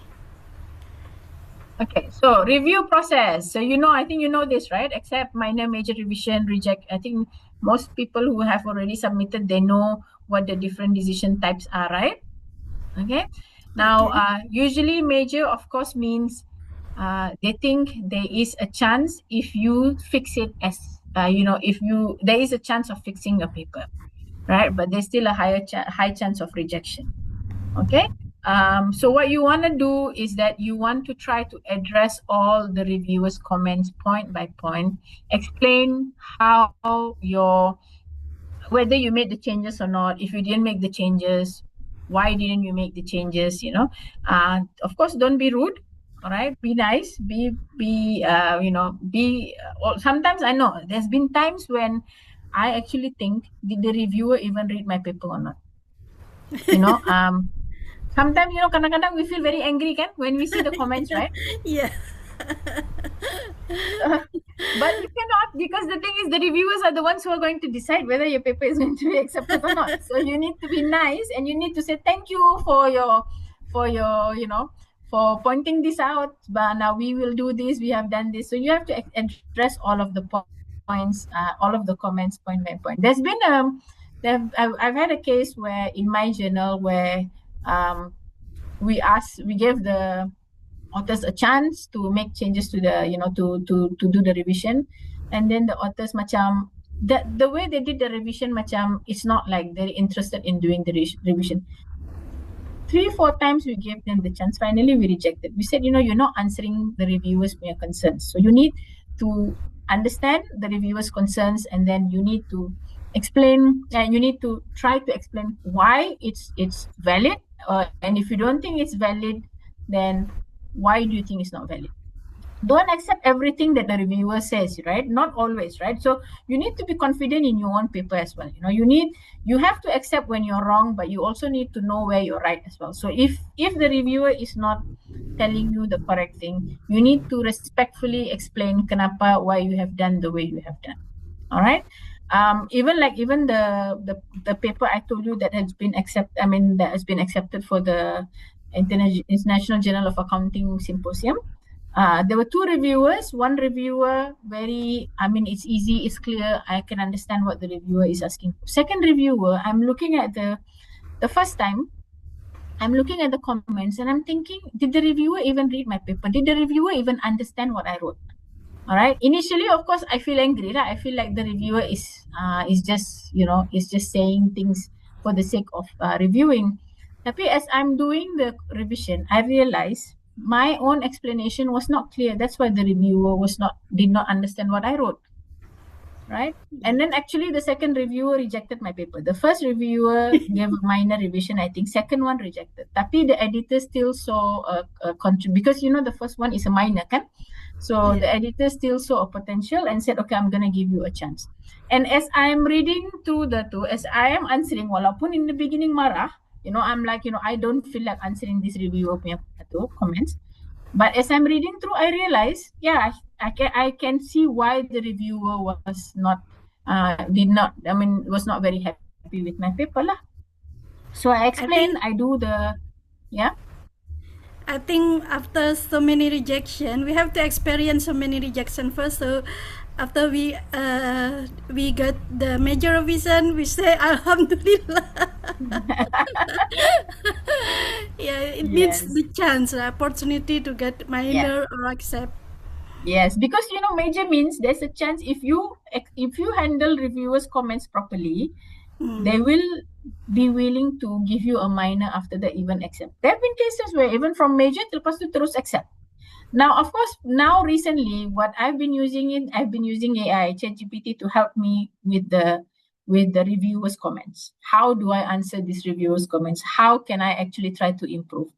All right. Because for me, it's easier. I didn't used to be very, I didn't really know how to answer reviewers' comments previously as well as I can do now lah. So, but of course, writing the paper, I don't use ChatGPT. But when it comes to the reviewers' comments, I use AI because I tell, for example, ChatGPT, okay, this is what the reviewer is asking, and this is what I have. How can I improve it, or how can I answer to these reviewers? What are the ways for me to do? So I'm able to actually answer the reviewers' comments better lah. And I think that's why with this, I was able to understand kenapa the reviewer did not understand my paper. Just and I hope for our understanding, right? Yeah, exactly. And be professional, be positive. Like you said, so rejected so many times, finally, Alhamdulillah, right?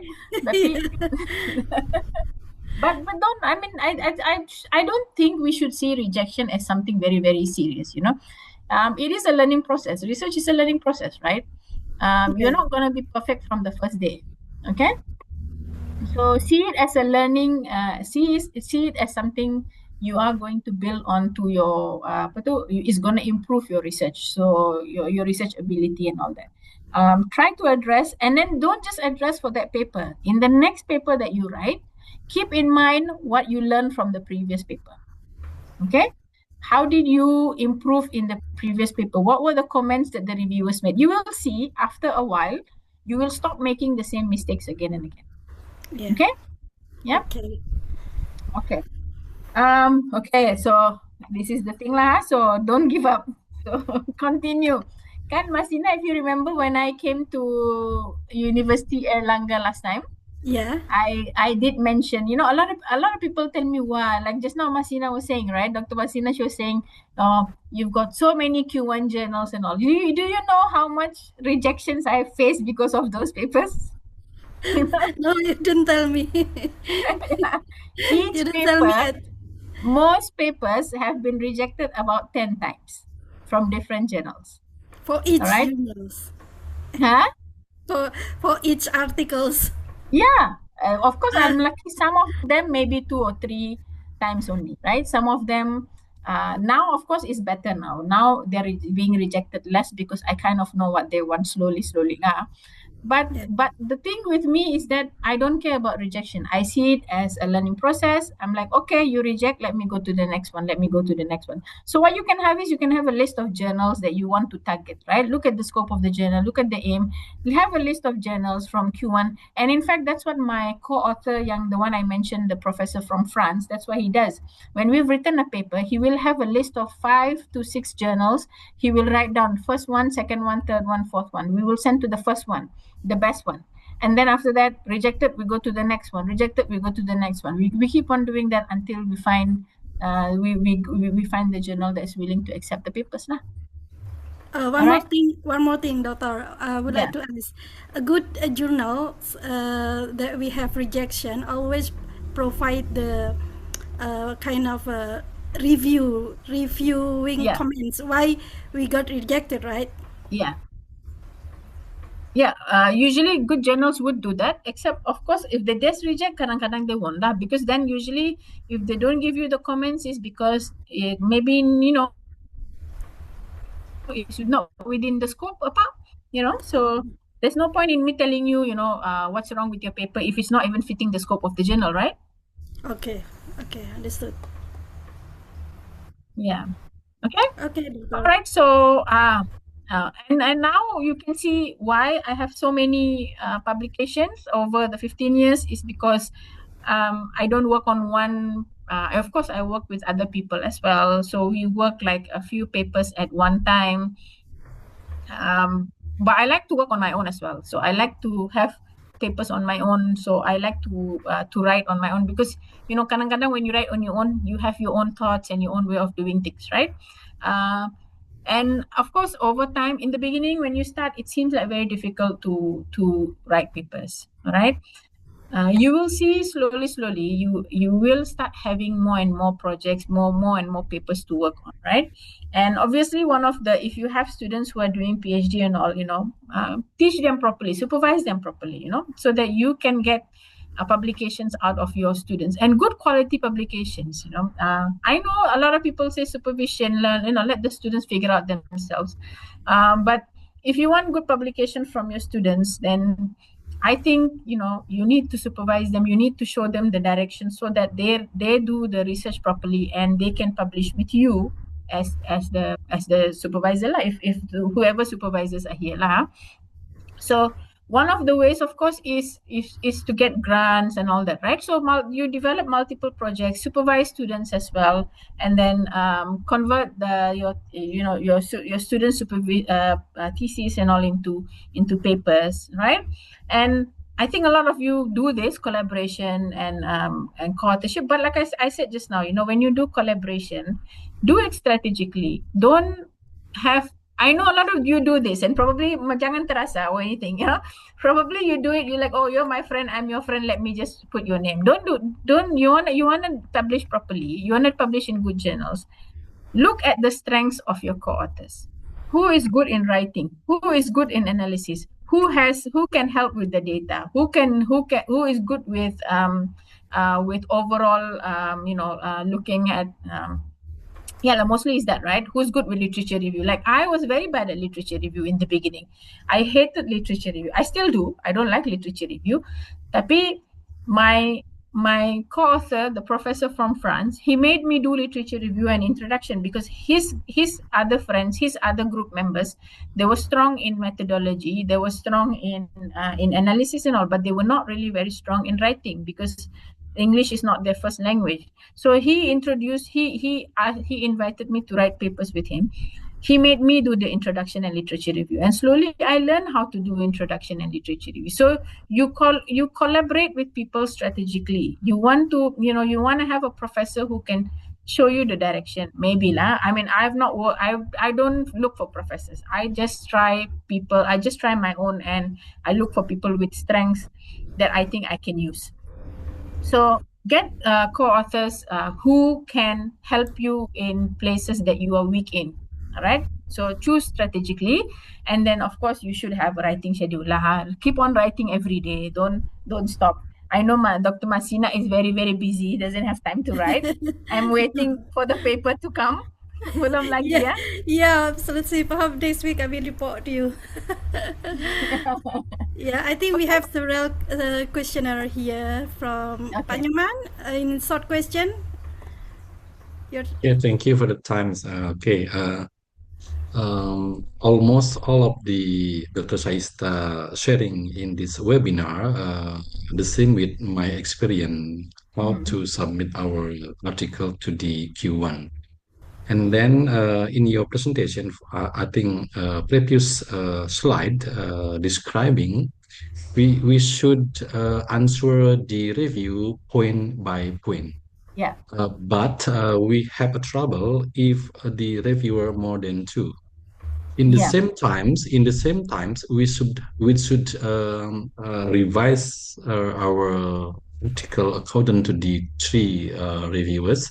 Yeah. And then the editor asks to make different colors or some mark to make it easier each reviewer to revise to check is it correct or not. Yeah. I already made for the table favorite reviewer 1, reviewer 2, and reviewer 3, but I have trouble to make a color or make a mark in article because we submit just one article. Ibu Saista, Doctor, do you have any suggestion to make it more effective? Okay, thank you. Okay. Thank you. So the thing is that honestly, I have not come across, like, for all my papers so far, the editors have not, and even the reviewers have not been very particular about the different colors and all that lah. And in fact, I don't even mention which page number or whatever, although I know I should be doing that. But what I do is I just highlight. I mention, like, for every point of for every comment that the reviewer has made, I mention how I have solved it. I even give in detail. I don't just say, okay, this was done on page this. I will explain clearly what has been done, and then I will highlight. And I've not come across any journal so far, any of my papers so far, where I had to use different colors for different reviewers. So I don't really know. Maybe some journals practice that, but the journals that I have is not. And also, of course, you have this issue of 3 different reviewers. Sometimes even the reviewers' comments are opposite of each other, right? How do you address this issue, right? Of course, you have to be clear which of these reviewers' comments is the one that's doable. Like I said, sometimes the reviewers, it looks like as if they didn't even read your paper.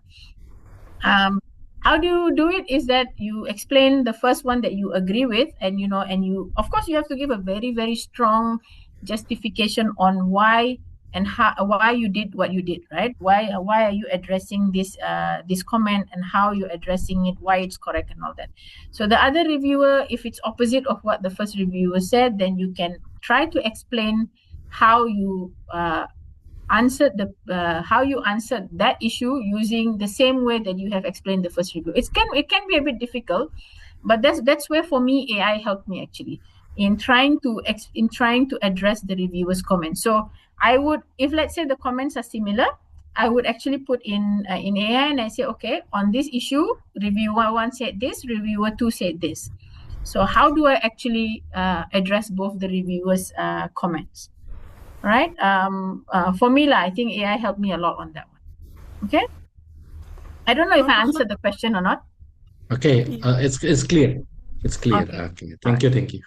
No problem. Okay. Is there anyone else? I think I see Bu Widyasari, yeah. Previously. Okay, Bu Widyasari, you may on me. Okay, thank you for the time. Actually, I very interested with your topic, ma'am. But I just want to ask about the maintain a writing schedule. What do you mean by the maintain a writing schedule? Because I'm a newbie one, and I want to publish my articles through the Scopus, and I just got the Scopus address that uh scheduling about the publish. For example, in a year 4 times. Maybe Bu do you Widya Sari mean dari by mana? maintain? I'm from Bali, Denpasar, and I just want to publish my paper in the University of Malaya, if I'm not wrong. Thank you for the time. Okay. So I'm not very clear. Can you explain, Dr. Masina? What's the two? Oh, I mean, see, yeah. Yeah. I mean, like, what do you mean by maintain a writing schedule? Is it a publishing schedule or No. maintain our You're writing. product? Yeah. You're writing So time. I think you noticed, right? I don't know whether I should address as Ibu or what, macam mana, Widya Sari, right? You are doing PhD, already completed PhD. I just want to start with the PhD. Okay. Not Okay. yet. So you have not actually gone into research yet, right? Sudah pernah? Have you written anything like any research related work before? Yes, I just complete my master degree, and I just want to submit my paper through Scopus One Okay. to So entering the you PhD level. Okay, so when we talk about maintaining a writing schedule, if you because you're at the first stage, right? You have just finished your masters, you want to publish that, and then if you do your PhD, for example, then that's when a lot of your research will start. Most, I mean, it is starting now, but it will go on with PhD, and then you're expected to do more and more papers. Now, I don't know whether you have experience this or not. If you stop writing, even on the paper that you're working on, if you stop writing it for a month, it's very difficult to get back into writing your paper. And the flow of thoughts that you have when you write a paper is going to be stopped. And it's very difficult sometimes to get that. Sometimes when you're writing, macam you dapat inspiration when you're writing, and you get new ideas as you're writing. So what you want to do is you want to continue writing rather than just like, okay, I write today and then 1 month later I do again and then I do again. So you want to have like a good schedule where maybe every day you write like half an hour, or read or read papers. And because when you do writing your paper, you have to read papers as well in order for you to be able to expand on your writing and to do a good job in your writing. You also continuously read papers and all. So you need to have a continuous writing schedule. I'm having this problem at the moment. It's been almost more than actually no, the last time I wrote a paper recently was, I think, maybe in March or April, if I'm not wrong. And I want to start writing another paper. It's difficult for me to get into writing the next paper.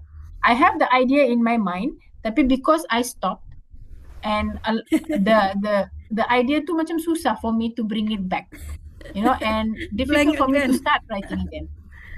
So I should thank Masina for making me write something now.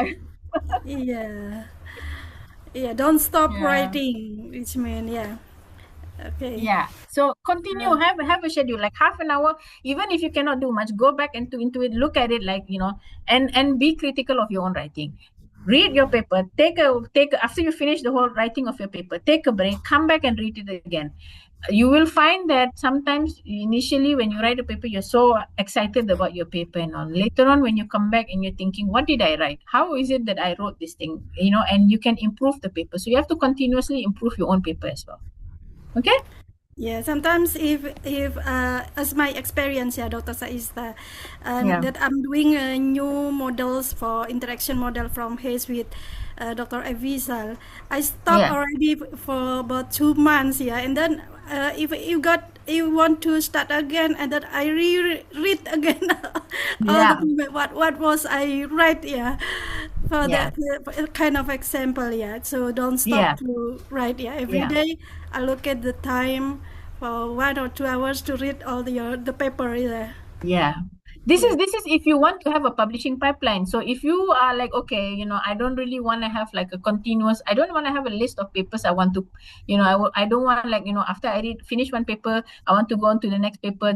You have to continue, you have to do continuous research. You cannot stop macam tu lah. Yeah, maybe you can take a break 1 week or something, and then you can start again. But on the topic. And also you must remember your research that you just did, you just completed one research, it should build on to the next research. Actually, I've noticed that even for my students' PhD, what I usually do for my students' PhD work, I don't let them write. I actually write their paper. They have finished their PhD. I'm very controlling when it comes to papers also. I don't want the quality to be bad. So usually what I do is I take their thesis and I help them improve the paper into a journal article, right? And I also realize when I'm writing for them, I actually start getting new ideas on what is the next thing that can be done from there. So you'll be able to build a publishing pipeline from there, because your research should not be an end. It should be a beginning. It should have a continuity. Go into something else. Go into a next. It should bring you into the next problem. You remember at the end of any paper, you have a conclusion paper tells you what is the limitation, what is the future research, right? Future research. You should be the one pursuing the future research, bukan suruh orang lain pursue kan? No one else. We got involved in the future research. Yes, that's why because when you're writing a paper, it actually gives you an idea. Okay, this is the next thing I want to go into, right? Oh, I realize, this is not. Sometimes you realize, sometimes in your paper pun ada kekurangan. How can I do this better in the next one? All right. Okay. I think we can stop, I guess. Yeah. Okay. Is there any? Already? Yeah. Thank you, ma'am, for your explanation. Yeah. Oh yeah, actually there was another thing pasal ethics and stuff. I think everybody knows lah. Be careful about predatory journals. Nowadays, please declare your AI and your any conflicts of interest and all that. So be careful about all those things. Yeah. Yeah. Okay, Bapak Ibu, I think it is time is up. Bapak Ibu, as we read the conclusion today's seminar, Unlocking Scopus Q1, The Art of Writing World-Class Scientific Article, allow me to extend my heartfelt gratitude to our distinguished speaker, Dr. Saista, for her enlightening presentation, and to all participants, to your active engagement. Today's discussion have not only deepened our understanding of the rigorous standard required for the Q1 publication, but also inspire us to elevate our own research and writing practice to meet global benchmark. On behalf of the organizing committee, I sincerely thank you for your valuable time and contribution, Dr. Saista. May the insight gained today serve as catalyst for your future academic achievement for us. Yeah. Yes, With that, inshallah. I officially close this webinar, wishing you continuous research in your research journey. Looking forward to meeting you again in future scholarly forums. Yeah. Okay. I transfer back to Bu Nadia. Yeah. Thank you very much, Dr. Saista. Thank you Assalamualaikum for warahmatullahi wabarakatuh. giving me this opportunity. Yeah. Yeah.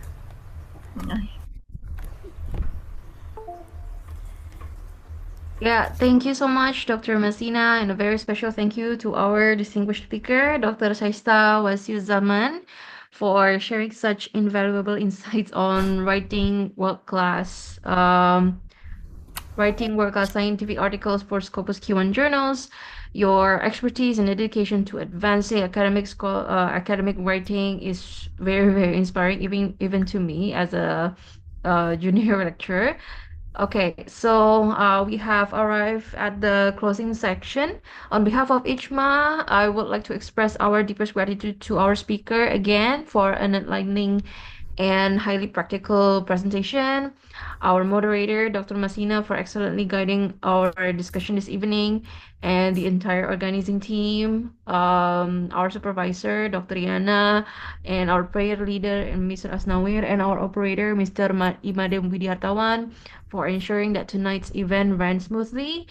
And most importantly, to each and every one of our participants, your presence, your curiosity, your questions, your commitment to academic excellence are what make events like this become truly meaningful. So we hope that the knowledge shared tonight will inspire and strengthen your journey in producing impactful research. Let us all continue to write, to learn and to grow for the advancement of science and our communities. And so this concludes the ICHMA International webinar for this evening. Thank you so much for joining us, everyone. And I'm signing off. Wassalamualaikum warahmatullahi wabarakatuh. Good night, and have a good night, everyone. Yeah, thank you, Bu Nadia. Dr. Saista, you still there? Yeah. I think some participants willing to you to share your presentation files. Okay. I forgot to ask you. Okay, I will send to you, and then you can share it with them. Oh, Or can okay. I share it here? Not. Okay, doctor. But I'll send it to you. All right. All right. Thank you very much. Thank you again, doctor. All right. No problem. Thank you. Bye bye. Assalamualaikum. Waalaikumsalam.